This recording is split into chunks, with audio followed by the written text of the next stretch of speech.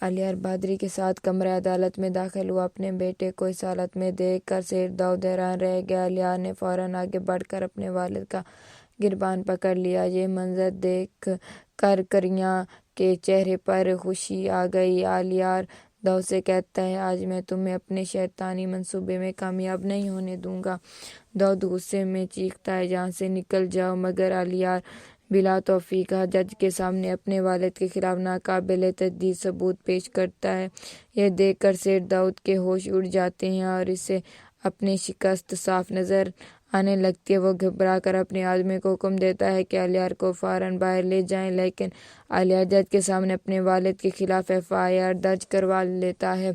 جج کو اندازہ ہو جاتا ہے کہ الیار سچ بول رہا ہے۔ وہ سیٹھ داؤد کو کہتا ہے کہ اب میں تمہیں اجازت دیتا ہوں کہ اپنے دفاع میں ثبوت پیش کرو۔ یہ سنتے ہی داؤد کے ماتھے پر پسینہ آ جاتا ہے۔ الیار جج کے مخاطب ہو کر کہتا ہے، میرے والد داؤد ہمیشہ لوگوں کے حقوق سلب کرتے ہیں اور غیر قانونی مصیبت بناتے ہیں۔ اب وہ اسلم کو کا نقصان پہنچانے کی سازش کر رہے ہیں۔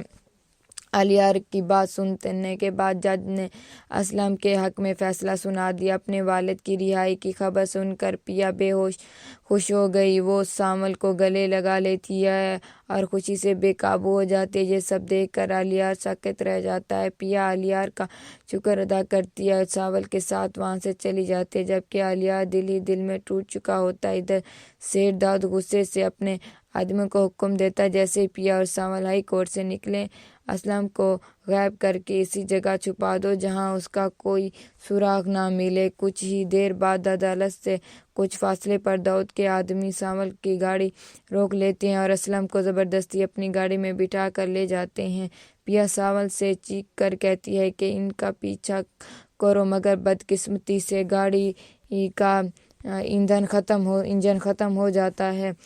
باپ کے اغوا کا صدمہ پیا برداشت نہیں کر پاتی اور بے ہوش ہو جاتی ہے۔ سانول فوراً گاڑی چھوڑ کر پیا کو اپنی باہوں میں اٹھاتا اور ہسپتال لے جاتا ہے۔ ہوش میں آتے ہی پیا روتے ہوئے کہتی ہے، سانول میں اپنے والد کے بغیر زندہ نہیں رہ سکتی ہوں۔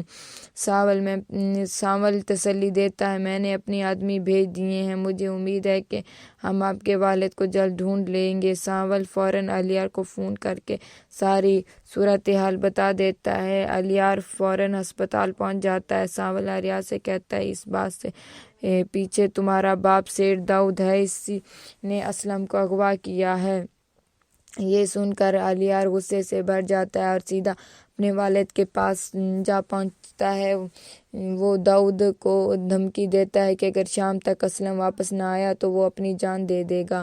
یہ سن کر سیٹھ داؤد دہشت میں آ جاتا ہے، کہتا ہے، مجھے تم جیسے بیٹے کی ضرورت نہیں ہے۔ الیار دو ٹوک جواب دیتا ہے، اب مجھے بھی آپ جیسے باپ کی ضرورت نہیں ہے۔ پیا کو اس قدر تکلیف میں دیکھ کر الیار خود داؤد کے گھنڈوں کے پاس پہنچ جاتا ہے اور اسلم کو بچانے کی کوشش کرتا ہے۔ گنڈے اسلم کو حوالے کرنے سے انکار کر دیتے ہیں، مگر الیار ان سے زبردستی مقابلہ کرتا ہے اور اسلم کو چھڑا لے آتا ہے۔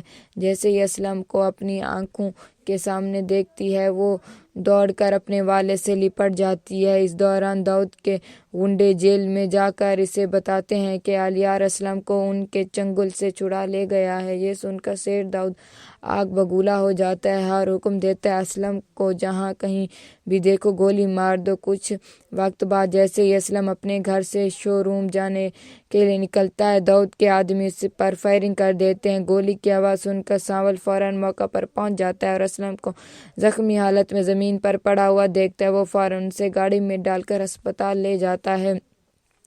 ہوش میں آتے ہی اسلم سانول سے کمزور آواز میں کہتا ہے، بیٹا میرا وقت اب ختم ہو رہا ہے، مجھ سے وعدہ کرو کہ تم میری بیٹی پیا کا ہمیشہ خیال رکھو گے اور اسے کبھی تنہا نہیں چھوڑو گے۔ سانول وعدہ کرتا ہے، مگر پیچھے کھڑا الیار یہ سب سن کر ٹوٹ جاتا ہے۔ سانول مڑتا ہے تو الیار کو دیکھ کر چونک جاتا ہے۔ الیار کہتا ہے، میں جانتا ہوں کہ پیا کی تم سے بہتر دیکھ بھال کوئی نہیں کر سکتا، اسی لیے میں اسے تمہارے سپرد کر رہا ہوں اور اپنے دل سے اس کی محبت کو جدا کر رہا ہوں۔ یہ سن کر سانول مسکرا دیتا ہے۔